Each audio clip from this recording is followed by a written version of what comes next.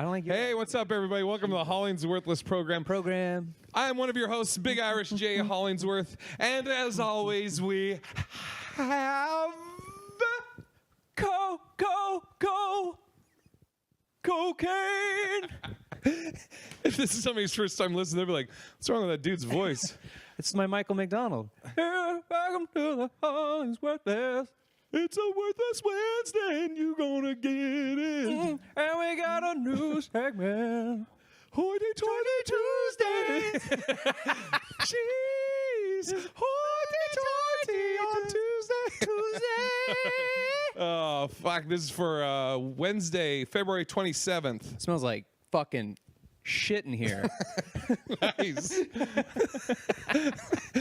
so, like the fucking interviewing the cop, and I think it's because it smells like shit. Yeah, Kane took a big old pooper. So No, I did not. It was your dirty butthole. Look at these pink shoes. Look at your People pink watching ass it. shoes, yo. Dude, these are dope. These Ultra Boosts, they're Man. sick. Anyways, so much to go over. So we're recording this on Monday. I literally just got back from San Antonio. Spent the weekend filling in for Tony Baker on the Real Comedians of Social Media, which is Kev on Stage, To Hear More, and Tony Baker. And so they do churches, and it's squeaky clean. And I don't know if did I talk to you at all during the weekend? We haven't talked until yesterday. Okay, so we flew out Friday morning. We flew out Friday morning, went to Lafayette, Louisiana. Ooh. And before that show is the most nervous I've probably ever been before a show. Yeah, I'm sure. Because so many, and like Kev just he's like, "Jay, why? You're funny." I was like, "No, I know. It's the thing. It's like they've established something, and I don't want to mess this up. I don't want to disrespect the church. I don't want to disrespect his audience, his fans." So I was going through my set over and over and over again, changing certain things. Like I have the joke about, we may have you go shirtless, and I'm like, dude, I don't even fuck shirtless. So I changed that to I don't even shower shirtless. That's funny. It was, it definitely does, but I can't use the other tags that come after that. Right. And then I was trying to think. It was cool because Jason Fredericks, Kevin's brother, who's he's Kev's manager. He had a birthday, so. Like they were talking about that first show, they were like, "Yeah, Jason just had a birthday, blah blah blah." Everybody's cheers it up. And so when I went out, that was my opener. As I was like, "Jason just had a birthday. I got a birthday coming up, and I'm about to turn 48." And people, and I was like, "Yeah." So apparently, because Jason was like, "Black don't crack," and I was like, "Yeah, fat don't crack." So immediately that was a good opening, got a laugh, and then went into my set, and it was. So the first show of the weekend, like Kev kept telling me to do the blacks joke that you can't pluralize black. I'm like, I'm not gonna do it. You crazy, dude? I'm like, here's the other thing too: is the other pressure on this tour or on these shows was Tony Baker. People love Tony. He's got a huge following, and he's an awesome comic. And so. Tahir hosts it, and he goes up, and then Tony usually does 30, and then Kev does like 45. So how long does Tahir do? Like 15 to 20. Yeah. When he's to there. I did that joke when we were So Tahir is mentioning to them that Tony's not there, and I'm sure you just hear, that was the fear. I'm like, I had no idea how people were gonna embrace. And to replace this Tony Baker, or what everybody bought tickets to, this white devil. Yeah. I like you don't know how you're gonna be embraced. But Tahir is an amazing host, which I'll get to that later. So he mentions, Tony's not here. He's had vertigo or something, and he's trying to get that figured out. And Tahir was like, "But we got this great comic. He's unbelievable. You're not gonna believe it when you see him." Blah blah blah blah. Big Irish J. Everybody very great claps and everything. And yeah, it was. Everybody was very accepting, and Do they know you from Aska? Does anybody know you some did, yeah, some did. Some I think knew me from All Def Digital, and some had no idea. There was the show last night. A white lady, one of the few white audience members, she came up to me afterwards, and like, I get what she was trying to say, but like the way she was saying, I was like, geez. She was like, oh, you're so funny, and you're one of mine, or like one of us, or something like that. I'm like, and we're like leaving, and like I'm like, yo, there is literally only a few of us right here, and that term you're using is probably not good. And then she tweeted out or Instagrammed out and tagged me in it. Like, oh, this guy hadn't heard of this guy. He's so funny. I usually only really like black comedians, but he was so funny. And I was like, thanks, I guess.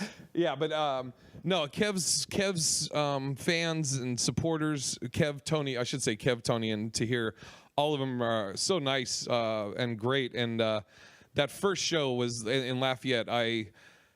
Like all the guys on the tour were like, oh, dude, that was great, you killed it, blah blah blah. And I was so, you know how you are, like you're so stressed that it felt like that set I did after I was sick for like a month with the rash thing and my knee surgery where I hadn't gone up for like a month. So I was just like so, you know, like certain words. Okay, here you say this word. Oh, like I said, what was another thing I changed? Oh man, I'm trying to remember the whole set. I talked about my dad. I did the jokes about my dad. I did the Christian rap bit. Oh, the Christian rap bit. Kev didn't want me to say the line, I don't love them hoes. I only love the Holy. So I cut that part out and had to just go right to the next line. And there was another one that it's so interesting, like the little changing of certain words, but it was squeaky clean. And I also did I grew up in a predominantly black neighborhood, all black church, all black school, blah, blah, blah, whatever white people say before they say something about black people, and that did great. Just kind of erupted. Yeah, the whole thing. After that first night, and I got my sea legs, it was great. And everybody was so nice, and yeah, it was awesome. And to hear so the show last night in San Antonio, the audience at first, they were a little stiff, and I tweeted this out about Tahir because I was so like impressed at what he was doing as a comic, like what you would recognize as a comic watching him, not as like an audience member or just enjoying his stand-up. But he was on stage, or in this church, he's on what is it? Is it called this? Is it stage? Yeah. Okay. It's the stage, the platform. We're so done with church stuff. In the church. I would say it'd be on a stage. All right. On the marquee. There's a certain term that Kev and Jason kept saying. It escapes me. All right. Well, Tahir's on that thing, stage or whatever. He's on the cross. Me. No, oh, Jesus. That's yours to bear now. So Tahir's up there though, and like they were really stiff, and he's hitting them, and these are good jokes. He's hitting them, and they're like, it's not that they don't like him or they're not finding him funny. They're just not giving it up like the other shows had and how the audiences should. So he said something about, I think, EBT cards or food stamps, and like people were like hemming and hawing about it. So he had them turn the lights on, and he started going. He got off and walked down into the stage, and I'm just watching him. I'm like, dude, he's like, we've both of us have always said like Ralph Porter's probably one of the best hosts we ever seen. Yes, I would put Tahir up there at the same level, if not higher. I mean, it was masterful watching him just adjust, change gears. Okay, you're not responding to this. I'm going to go over to this technique, or maneuver. Mm-hmm. Okay, you're responding on this. I'm going to dig down into this more. And like, it's so interesting that the audience, they just are laughing, and that's great. But as a comic, I'm like, they have no idea the tricks and the gymnastics he's doing as a comedian, right? To get them to that level. Yeah, because then you could then, if you're a different kind of comic, and I think I fall into this category where you're like, okay, my act isn't working, so what I'll do is I'll work the crowd and then get hostile. Yeah, or I'll get them on my side at least, and then once I've found something, okay, cool, now they're on my side. And then I fall back into material, and they're like, no. Yeah. And that's, as you're saying, it's like, yeah, I can, there's times where I don't know how to continue beating into that thing that they like. I just go, well, I didn't prepare that. I prepared this. Yeah. And that's all my brain knows right now. Is to fucking fall back. I mean, on it's like, I couldn't do what he was doing, like as a host, like, I think we both have had those points where you just get mad. You're like, you dummies, why aren't you laughing at this? What the fuck do you want? Yeah, dude, it was great though. And then we're doing another show, or I'm doing a show with them, I should say, Wednesday, filling in for Tony one more time. And yeah, and then I, like, every show I did videos like where the whole crowd's like, we missed you, Tony, and everything, you know. I saw those. Yeah, he's and people, you know, they love him. But everybody was, and I would thank the audience as I was, like, before I got done, I would be like, thank you guys for welcoming me. I know I'm not Tony. I'm just trying to be a good six man, you know, and I'm not what you were, you know, a lot of you had paid to get the full thing of the tour. But, you know, Tony's trying to get better and everything. And so I just thank them for, you know, being gracious and welcoming of me, because it definitely could have gone the other way. Oh, yeah. But it was awesome. That was great. And Kev, like, and I only got to watch Kev's set really last night, and yeah, I mean, he crushes. It's like it's that cool thing about, like, we've talked about before. You know, you find your audience and the people that are on board with you through thick and thin, and he has his audience, and he's not like pandering, because it's him, you know, and.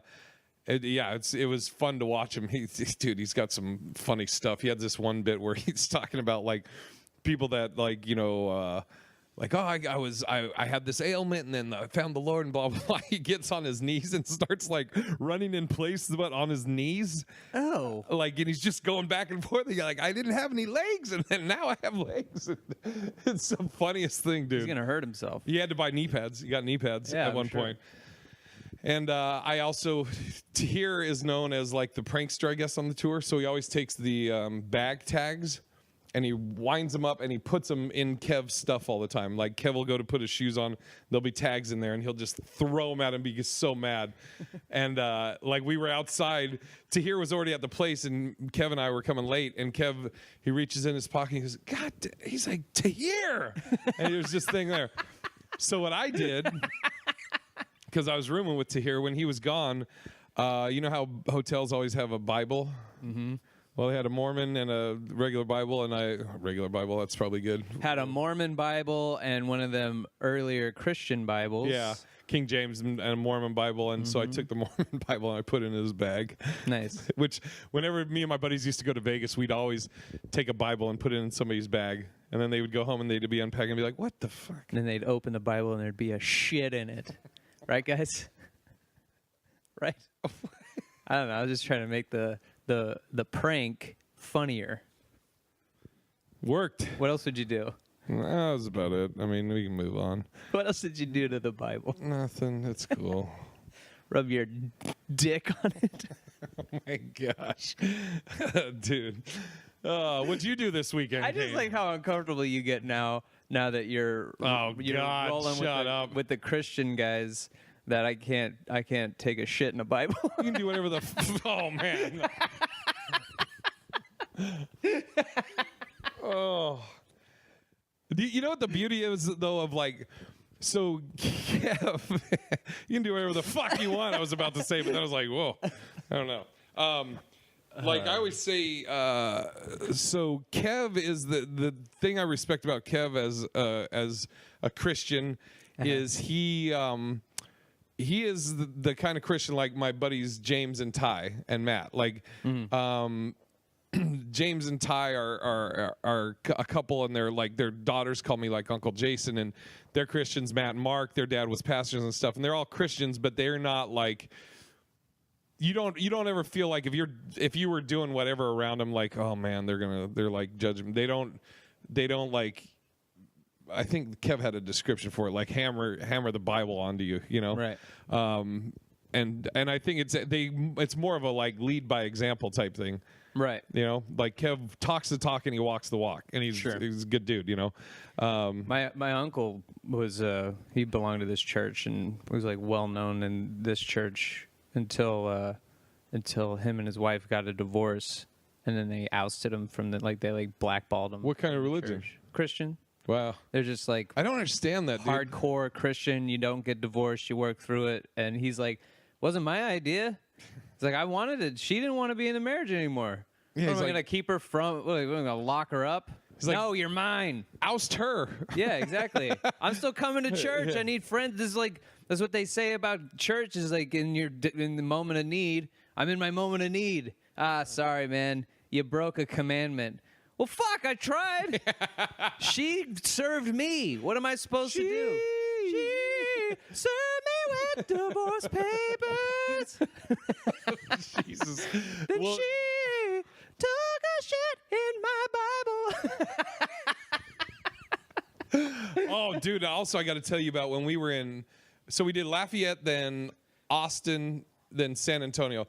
In Austin, this guy Bishop that grew up with Kevin. Is he a bishop? Oh, man.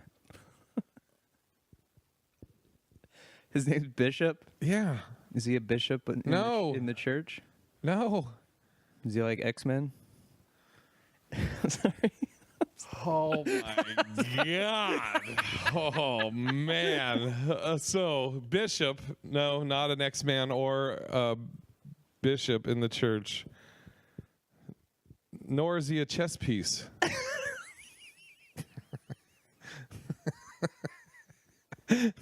Oh, God.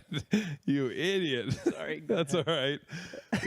He grew up with Jason and Kevin Fredericks, and I guess he's like one of Jason's best friends or best friend. But every time they go to Austin, because Kevin and Jason grew up in El Paso, and so anytime they go out there, Bishop makes them barbecue, like not just barbecue, like he made ribs. He made what's it called when it brisket? Yes, I love brisket. Dude, oh my God, dude, it was amazing. Like, we ate before the show, and we're like, oh my God. And then we all took plates home, and that night, dude, it was so good. He had mac and cheese. He had these chili poppers, jalapeno poppers. I love jalapeno poppers. Oh man, homemade jalapeno poppers for real? Yeah, homemade. Yeah. Oh my God, dude, that food. That was the. I mean, Tahir was saying he hadn't had any barbecue or brisket since he had the year before. Yeah, didn't he say he stopped cooking because of? It's so good, dude. It was so good. So I wanted to give a shout out to him. I have a. That might be my worthless. I don't know yet, but I don't. I need someone to tell me like definitively this is the best barbecue you've ever had, because Yelp means nothing, and I feel like barbecue is something that you need to master for it to be like extraordinarily good, because if you eat bad barbecue, you feel just as full if you eat good barbecue, and I feel like I waste my money. And the last 3 times I've had barbecue, I start to hate barbecue because it's just shit, and then I spend a bunch of money on food I didn't like, and I feel like shit. Yeah. So it's just like... And you look like shit. I mean, barbecue or not. No, I feel like I look all right. I had a comic the other day tell me I'm a hot bald guy. He was a guy? Male comedian, yeah. And he was a straight male. You were like, so like he was, I mean, he was a straight. He was also blind. He just feeling my head in my face. Oh. Yeah. Anyway. Wait, let's go back into that. How did that conversation start? Because he said he was going to... It was Brad... oh, shit. Garrett? No. Upton? No. I did see Upton at the Comedy and Magic Club this week. Break? No. This is this weekend. Williams? No. Short ginger... Dick. Yeah, short ginger Dick. Brad... Why can't I think of his last name? I was just hanging with him. Brad seems like a really good friend. I'm bad with fucking names, man. I'm going to look him up. All right. Well, I'm going to look him up. You were talking to Brad so-and-so. Yeah, and he said I was a hot bald guy. And what did you do? And I shit in his Bible. Jesus. Oh, nuts. Brad's Stillnutzer. Let me see it. This guy. Dude, it's Brad Silnutzer. That's what I said. Yeah. I don't know if I know Brad. You don't know Brad? No. So where were you at? What do you mean, where was I at? When you were hanging out with Brad and he was hitting on you. Oh, the Rec Room. Oh, nice. Yeah. Yeah. It's a good club. Did you go up? I did not. I was there to meet. Have you been there or gone up there? Once before it was the Rec Room, when it was a different fucking joint. Here's a nice little room. Yeah, I like it. So you did that. What else did you do this weekend while I was away? Comedy and Magic. Nice. Did you go up? Nope. Just another place just trying to meet. Hanging out. Hanging out. I was in the Comedy and Magic Club, and all the comics in there were like at least in their 60s. And it was like 60s, and then it just like started to go down in age. And the conversation was just about their kids. And I'm like, and I was talking with Greg, he's 55 or something like that. Barrett? Yeah, and he was saying, he was like, I was telling him, I'm like, I've never been in the room. Attractive? Oh. No, Okay. Brad. I've never been in a situation like that. I don't know what I'm trying to say. Man, this story sucks. This story does suck. Like, you know what? Fuck that story. Move on from that story. What's your the other stuff I sent you? Oh yeah. Well, I mean, I guess we should hit on Brody Stevens. Oh, dude. Sad news. I wanted to. I heard about it, and then it was right before I was going up. And I was like, "Are you shitting me?" And like Kev didn't know him, but Kev was like, he's like, "Jason, he calls me Jason. Kevin calls me Jason, my government name." But he's like, "Jason, everybody knew him." I was like, "Dude, he was the nicest dude." And it's just to show you how much of a unique voice Brody had. Like I was trying to explain to him like the stuff Brody, and it doesn't do justice. And I'm trying to do it, and I'm like, yes, push, positive energy, and he's kind of just like, and then I'm like, just watch this. But I was just about to go out, and I'm like, are you kidding me? And then I'm like, it like really affected me because he's like one of the nicest dudes. Mm-hmm. I was gonna write a big long thing about like my memories of him. One story. Were you with me at Flappers when the guy wanted to fight him? No. Oh, we're in the main room. I'm just on the side, and so I guess we should preface this for anybody listening that doesn't know. So Brody Stevens, Stephen Brody Stevens. Stevens Brody. Shit. Anyway. Brody Stevens. He's an amazing comic. He did warm up for Best Damn Sports Show, Chelsea at midnight. Chelsea Handler, or Chelsea Lately. I mean, and he was a Comedy Store guy, and he was a comic that all the comics would watch. Mm-hmm. That's what I mean. That's one thing you read in like all these people's remembering of him. And he suffered from depression, and he had a show, I think for a little bit called Enjoy It. I don't know. He's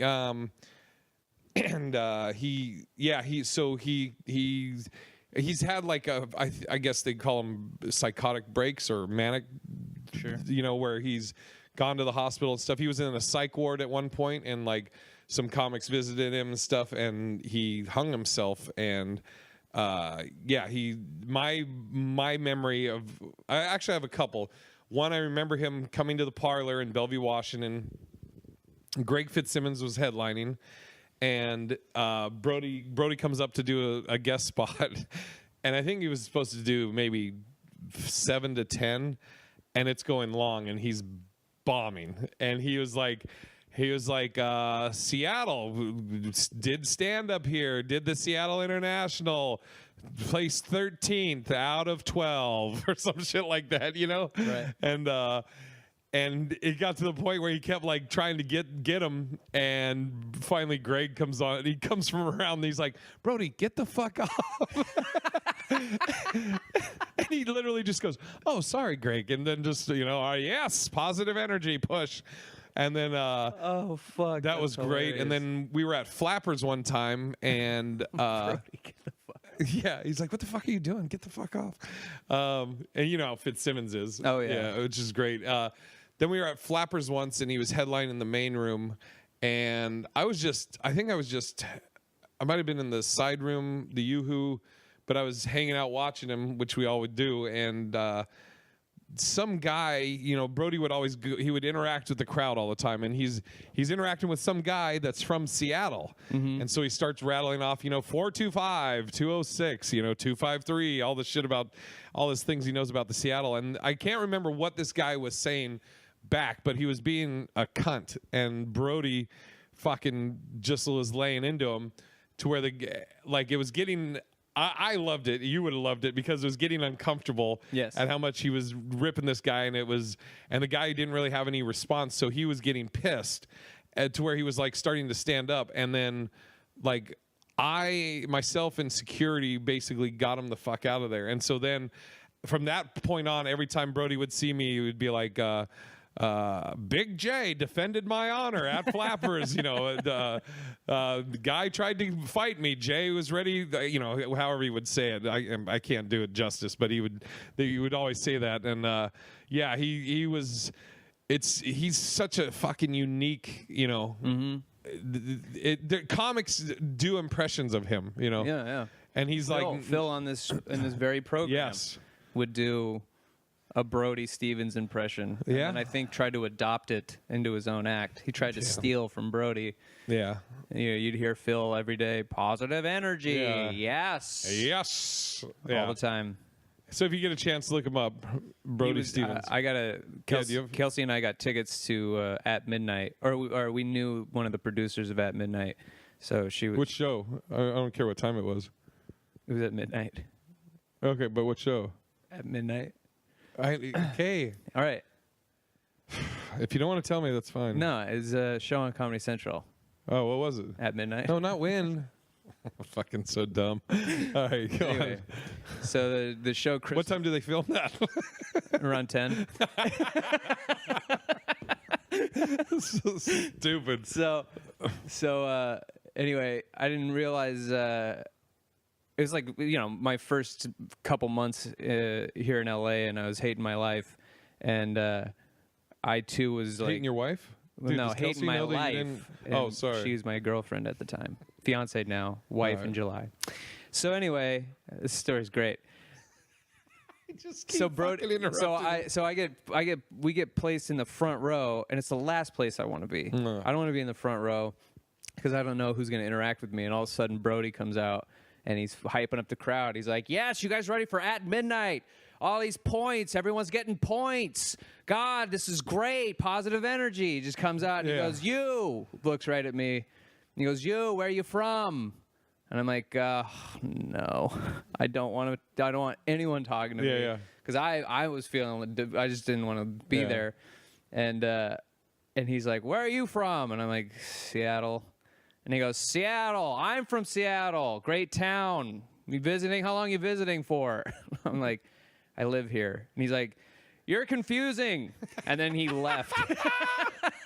And he went and fucking talked to somebody else. You're confusing. And I was like, thank God, please don't talk to me. Because I just didn't want anybody fucking talking to me. I didn't want to. You know that feeling when you're a comic and you're sitting down and you're watching professional comics work? You're like, I'm really depressed right now that this is happening.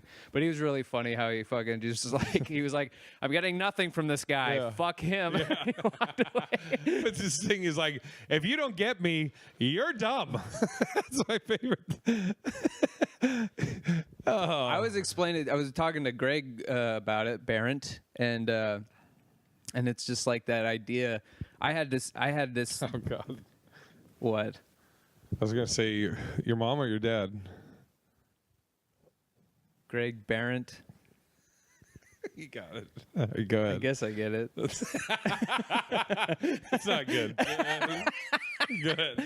But I was just talking to him. I'm like that manic depressive thing. And it's like the best way I could ever understand it. It was when I stopped drinking, and I tell this to everybody who like asks because like when I do jokes about being sober, it's weird how people will come up and they'll be hammered too. Oh, yeah. Mostly hammered will come up and be like, I'm trying to quit drinking.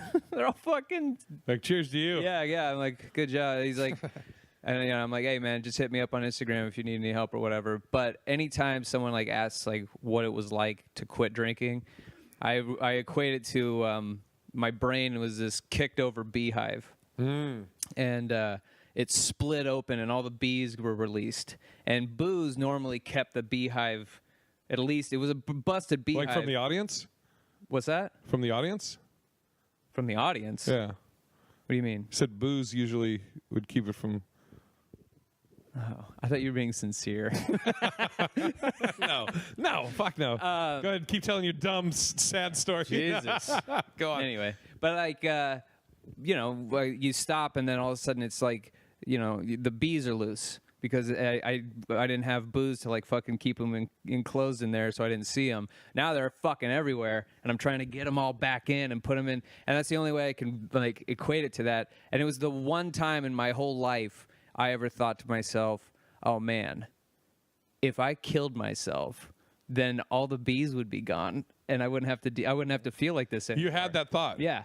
Yeah, I remember I was here talking to Sean and Kyle, because Kyle, he at one point he tried to kill himself when the guy's like, when he's on the ledge of a bridge, and a cop comes up and just goes, "What are you doing?" And he just like, "Oh, nothing." And the cop just goes, "All right," and just fucking leaves him on the fucking top of a bridge, fucking Mayberry. But they were talking about how like they both have at different times in their lives have thought about killing themselves, and they were like, "Have you ever had that?" And I maybe I just don't remember. I've definitely had where you're like frustrated and you're depressed and like, but I don't think I've ever thought like I should just end this or like or thought of it as like an option. Like Sure. And alcoholics talk about it a lot because it's just one of those, you're like, man, I feel pretty worthless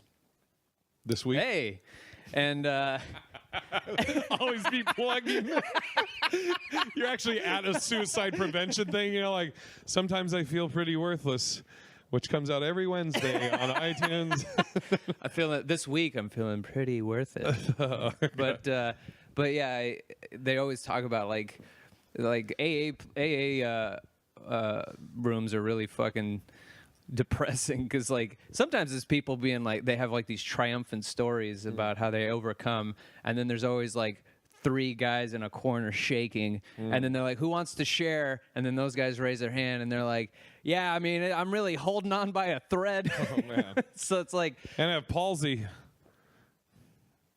because they're shaking it. yeah, I got it. Oh man. All right, I wish you didn't say it. For I'll your edit sake. it out. No. You can I'm keep dumb it in. edit. Why would you? I don't know. You're a bad editor and bad co-host, fan, friend, person. Oh, But yeah, so why didn't you do it? kill myself. I was outside. What are we doing? I remember I was outside. By the way, for those watching or listening to this, I should apologize. I literally am on 4 minutes sleep. Why didn't you go to sleep? Why didn't Dude, we? you know what it was?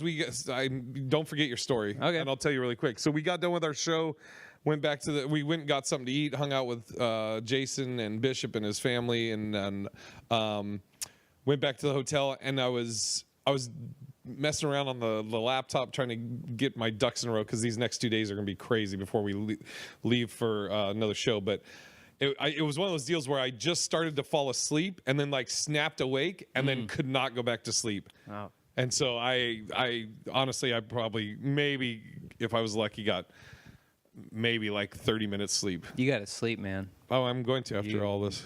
So finish your story. Sorry. Anyway, no, I was just to kind of go back to the thing, not to like bring everybody down, but it was just I remember I was outside the SAG office and I was just like not doing well, and I'm like looking and the office is right next to a bus stop, and I see this bus coming, and I can see it's not gonna stop at this particular station. Oh man! And it's just cruising by, and I felt myself jolt forward, and then I saw it all in my head. I saw myself run and leap, Jesus. and then the bus just goes and it was over. And then and I told I told Greg that, and he goes, "Yep." He's like, "Oh, the number 7." Yeah. He goes, "Yeah." He's like, when you find out, all of a sudden, you're like, anytime you tell somebody who's like thought that way, they laugh at that kind of shit because they're like, "Yeah, I thought that was pretty funny." Like, not me. What I would do is like, I just was like next to one of those cliffs that didn't have a railing, and I just thought, "Here, dude."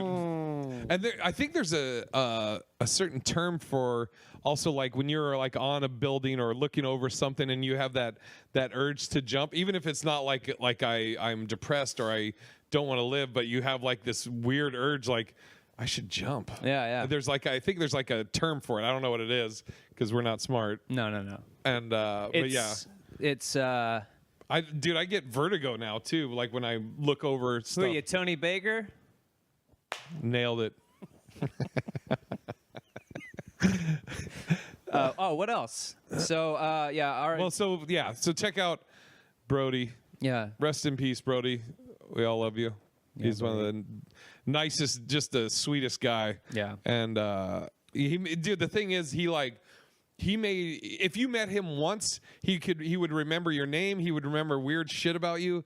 Like, if you just had a 5-minute conversation with him, and not just like, I mean, with anybody, it was crazy. Like, he would remember you, and he would remember these little details that you're like, wow, how the fuck do you know that? Like, I remember that, but why do you remember that? Yeah, and was nice to everybody. Like, he made everybody feel like that you were like one of his best buddies. Yeah. Even if you only interact with him on a few times, And I didn't know him that well, and I feel really bad for all the guys that did, because it's that Batman Begins thing. Remember what Roz says to Bruce, where he's like, you find yourself wishing that the person you loved didn't exist because it would spare you all this pain. Yeah. And I'm looking at Instagram, and so many. And it's just like, Adam Ray and fucking all these dudes who are...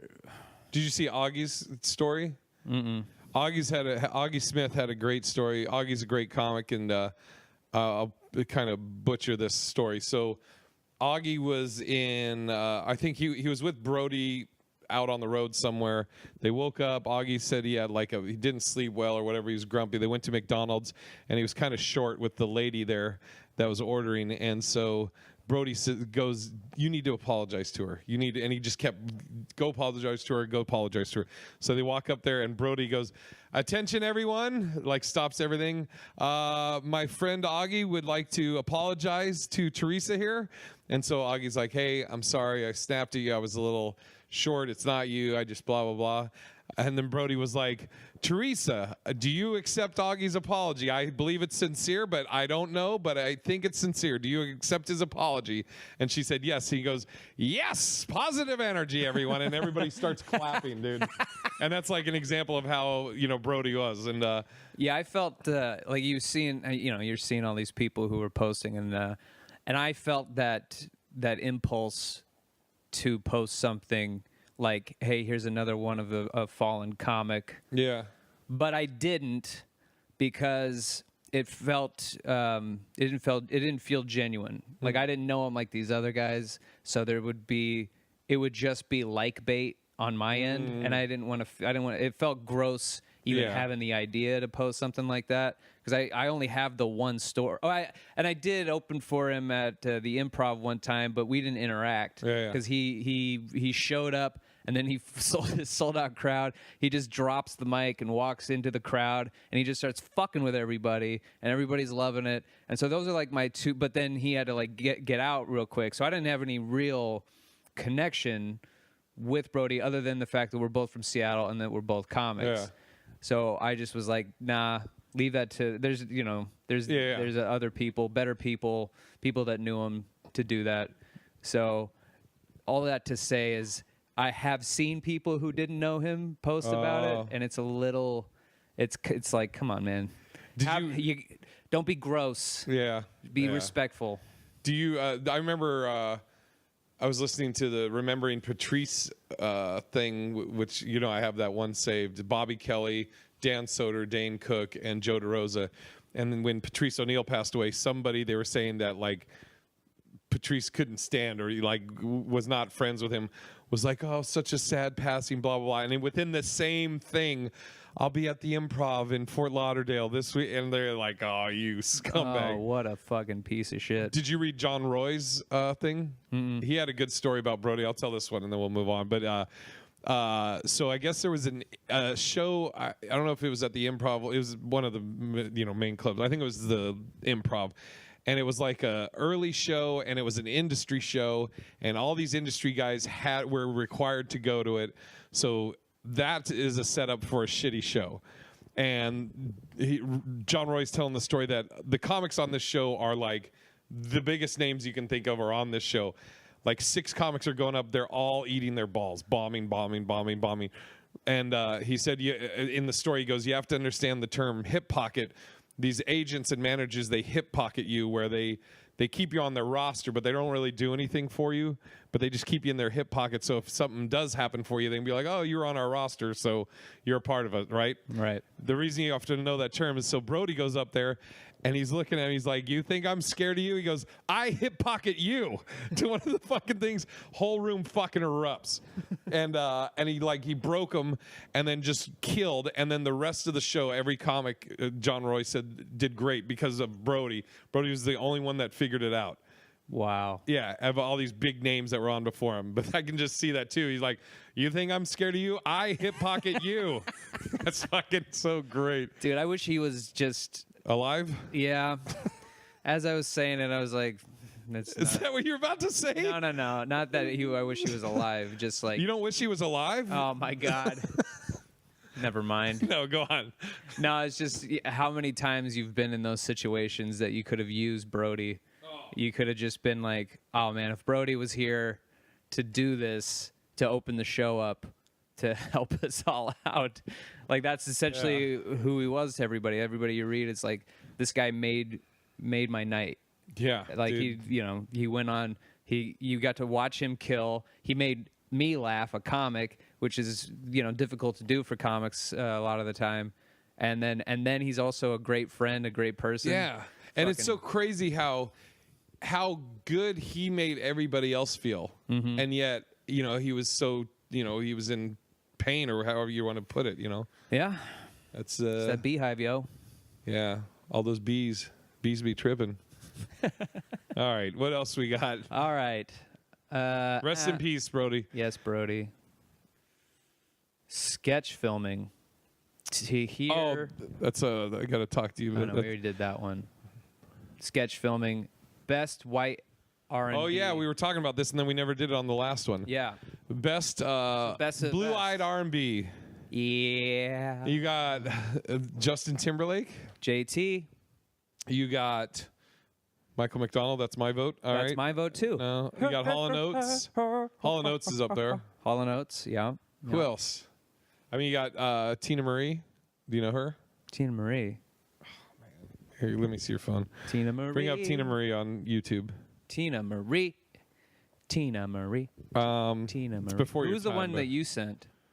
Michael McDonald or no? When we were talking about this, I was in Seattle. Tina Marie songs. Let's just do a quick YouTube mix. Oh my God, that's great. Jesus, her voice has really changed over time. They're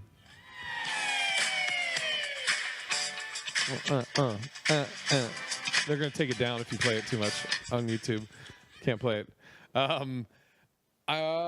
Who else? There's Tina Marie. I was trying to say Amy Winehouse. Amy Winehouse, yes. But she's like R&B, lounge blues, rhythm and blues. She's more of like jazz, contemporary, jazz, blues, but not rhythm and blues. I don't know. I would say nay to Amy Winehouse, even though I think she belongs in her own category. I think she belongs in the Amy Winehouse category. Who else could be in that category? Just Amy Winehouse. Amy fucking Winehouse. I think Gaga's pretty good too, but she's a pop star. Who else? Who else? Who are blue-eyed? Do a search blue-eyed R&B on your phone. Let's see what comes Blue-eyed up. R&B. Boz Scaggs, I mentioned that. Yeah, Boz Scaggs. Blue R N I'm B. trying to think off the top of my head where people right now are probably just singers. furious we can't think of some and they're yelling them. You're like, you dummies, what about so-and-so? What about Who's It's? Okay, so Michael Bolton. Simply Red. Bee Gees. They're more disco. I like Bee Gees, though. I do too. I like them too. Boy George. What the? What'd you? This is what the... Robin Thicke. Yeah. Sting, no. Elton John, no. Lisa Stansfield. What about Billy Joel? Would he be in there? No. What's he? He's Piano Man, right? Yeah. So I would say he's more just like soft rock. Kenny Loggins. He has a couple. Kenny Loggins, sure. Maybe. Doobie Brothers. You got. I mean, that's Michael McDonald too. But who else? I don't know if they'd be. I mean, on we there. both just agree. You said Boz Scaggs, right? Yeah, he's in there.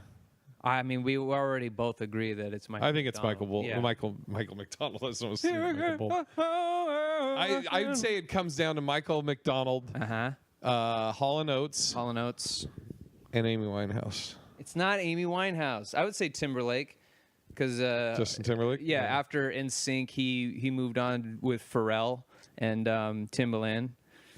So I would say, you know, their beats combined with his vocals, I would put him in the R&B category. So I mean, Timberlake's up there.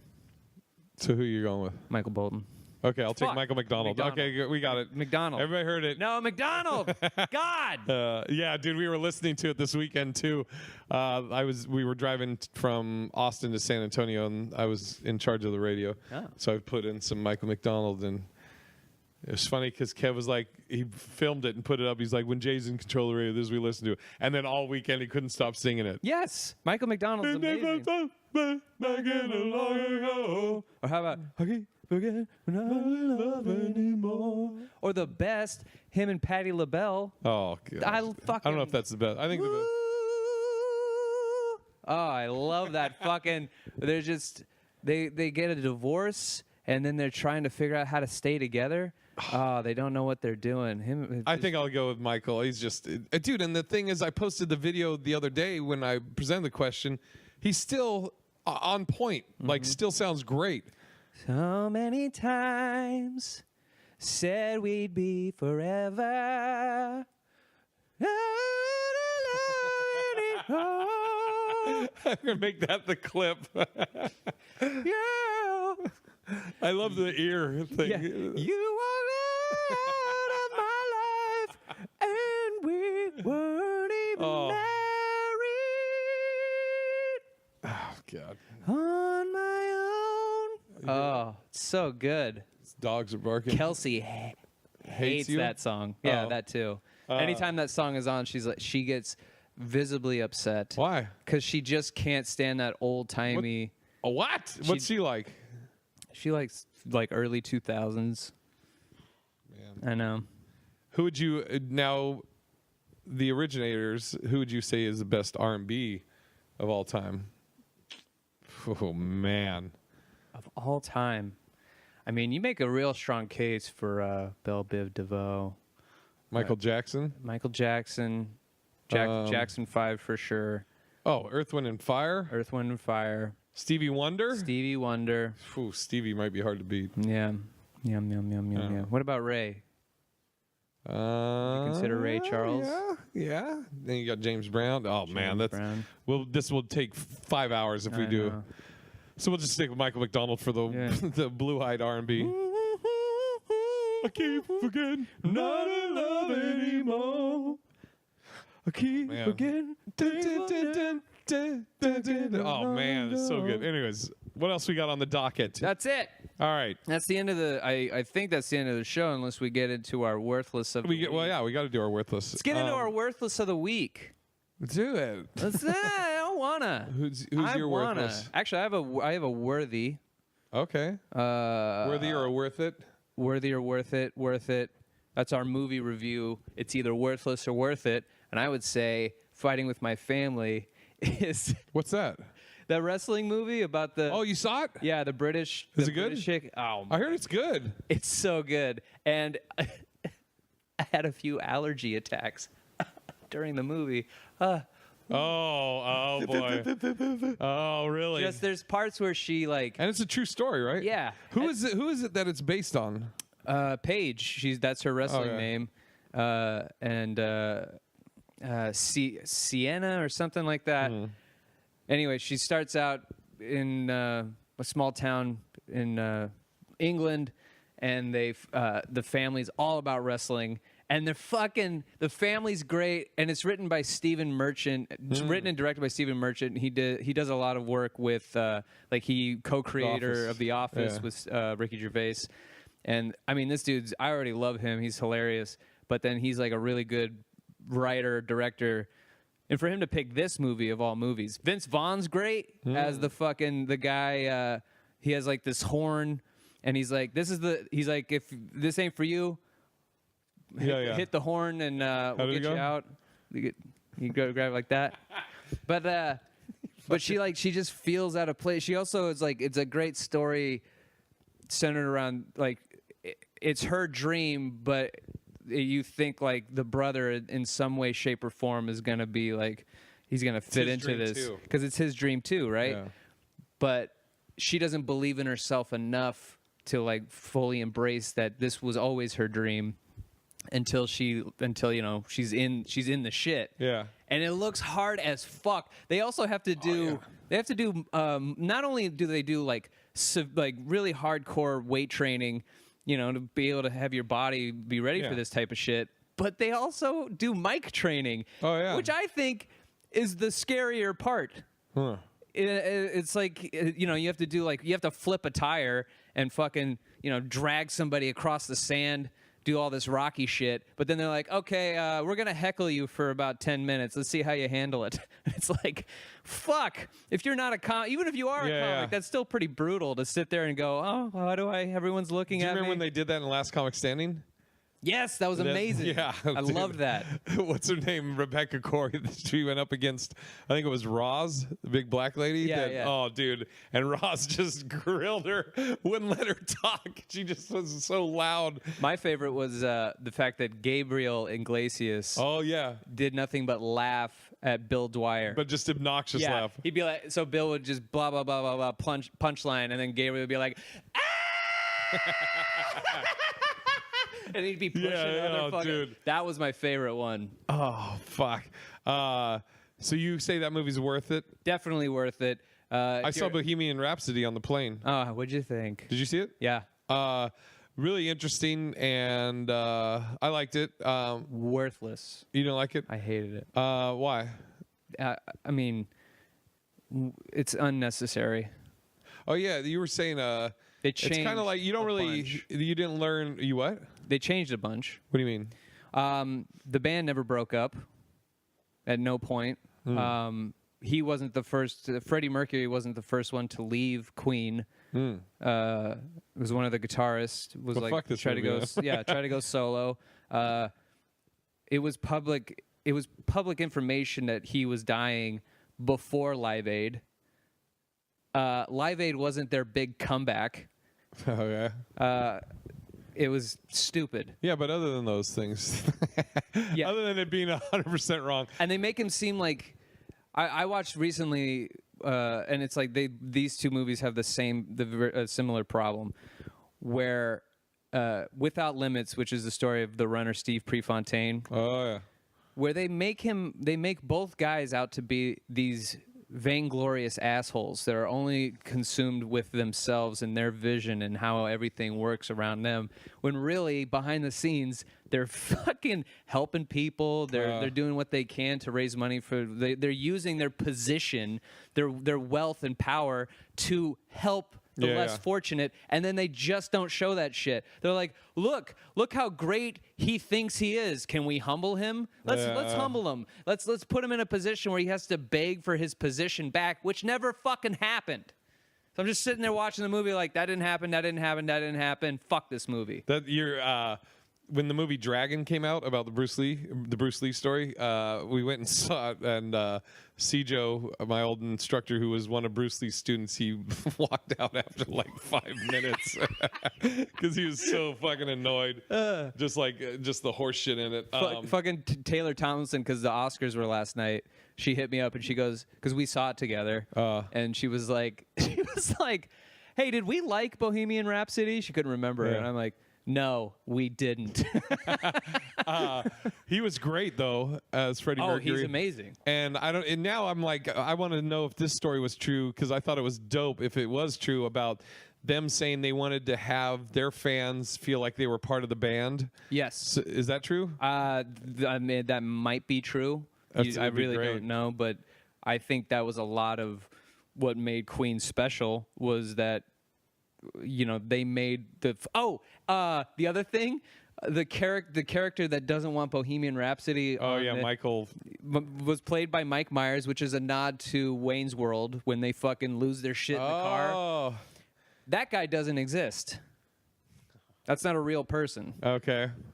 So they made up a character for Mike Myers to play, which I'm fine with Mike Myers being in the movie. Yeah. I like that nod, and then I got it. Yeah, and they also like spoon-fed it, because they're like, people aren't going to be banging their head to this, and you're like, oh. Boy. Yeah, it's like, we get it. Yeah. But I like Mike Myers and stuff. I wish he was in more stuff. But, yeah, dog shit. What made... We all know that Freddie Mercury, the front man, the amazing singer and all that, elevated them. Oh, the other thing? Yes. Sorry. The other thing is fucking Freddie Mercury knew the other lead singer in the band. They were like flatmates or something. And then that was his fucking... Hold the fuck That's what they called him. I don't give a fuck. You don't. Flatmates? They're roommates. They said. Roommates, whatever. Ugh, British gross. roommates. They say flatmates. They live in a flat. We live in a room, apparently. So anyway, they were... Go on. They were flatmates, Jason. Fucking flat story. And that was his introduction. He didn't stumble upon them in the fucking parking lot and just sing... He didn't do that shit. I hate that movie. All right, well, I guess I didn't like it. I probably like Dragon though. I'm sure there was a point when I was watching it, I'm like, wow, that really happened to Bruce Lee? What are the odds? Yeah, there's a lot of, oh man, like they make Jesse Glover was Bruce Lee's like first student, and he's like, anytime there's a Bruce Lee like movie, it's the black guy that's his buddy. And in this one, it was like Jesse Glover. It was in San Francisco. It was in Seattle that it happened. Right. And what's the point of doing that? Especially, I don't know. Especially as we get maybe for filming, they're like, let's just film this all in California. I just don't understand why change that when you know we're gonna know. Well, especially in the information most days. People. I know it, but I mean, if I hadn't told you, would you know that Bruce Lee's first student, Jesse Glover, was in Seattle versus San Francisco? I would have known that, but why change that? Because later on, if I'm intrigued by the story of Bruce Lee, let's say I've never heard of Bruce Lee ever in my entire life, and then I watch Dragon, and I'm like, oh shit, I want to know about the real guy. So then I go deep diving into a thing that they were doing previously to make a movie, and then I find all of these things that aren't true. Why? Just do the story. The story itself is interesting when it was. That's what made him popular. I'm gonna really piss you off. That's my worthless of the week. When movies don't fucking stick to the facts. Yes. And they just that's mine. That's mine, though. That's not yours. I just said it. I said that's I have two. Worthless and worth it. You know what? Fine. You can have that one. I maintain Bohemian Rhapsody is a giant hunk of shite, and that's how it... oh, God. Flatmate shite. Yeah, it's shite. Oh, let's just take a hoity-toity. I think it's despicable. Just tell the fucking story. as it was when it was.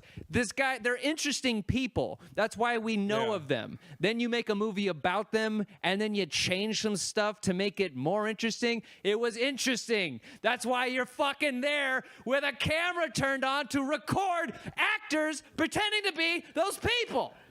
Fuck! Anyway, we have a Patreon page. Tell them about it, Kane. Yeah, so we just launched the HollingsWorthless program. New Patreon page. It's different from the one we launched before. So, you know, Kev the skier and Portland John and fucking Joey Moles. We got a new one. Go to patreon.com/the HollingsWorthless program. And what's on there? Oh, man. We got, you know what? I'll pull it up right now. And while I do that, why don't you plug where we're going to be? Because it's Sure. So this comes out Wednesday. Wednesday, I will be in San Jose with the real comedians of social media, Kev on stage, and to hear more, Tony Baker again getting better. You can go to kevonstage.com to see where that's at. It may be sold out already. This weekend, I will be at the Woo Ha Ha in Worcester. And then the following week, I will be at Laugh Boston. And then St. Patty's Day weekend, I'll be at Nick's Comedy Stop. Beautiful. So 3 weeks in Boston. Put the link in the description. Don't tell me what to do. So you can find the link in the description wherever you listen to this show. But again, patreon.com/the HollingsWorthless program. Our first tier is worthless.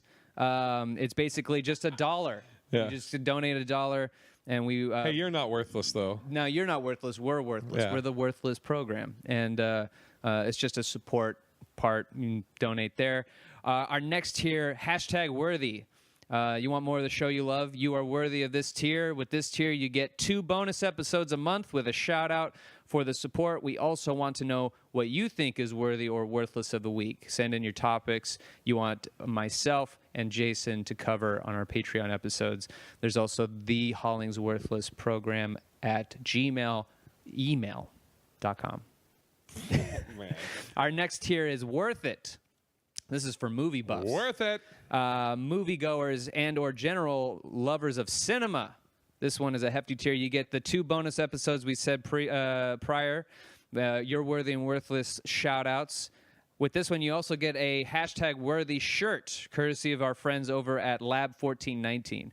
It's also a movie podcast tier. So with this tier, you tell us which movie you want us to watch that you either love or hate, and we watch it, and then we do a whole episode, we review it, and we give you our opinion, our real opinion on the movie. We're not going to just say it's great because you asked us to do it. Yeah. And we're not going to say, we're not going to say it's bad just because you asked us to say And you it's could also bad. just, if you want us to just watch a shit movie, because I get it, misery loves company. If you're like, I watched, like the movie Bug.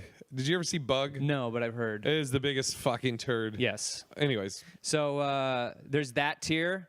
The next tier is the hoity-toity tier. Hoity-toity. You think you're better than us. What are you, hoity-toity? Welcome to the hoity-toity tier. It's basically everything from before. You get the 2 bonus episodes. With you. The movie podcast episode. You get a #worthless t-shirt. And with several A's, 2 N's, and a D, you get this. We give you an originally made by Jay hoity-toity t-shirt. The sweatshop somewhere? I mean, you made the logo. I hit submit, and then they fucking... Jesus. Okay, whatever. Fine.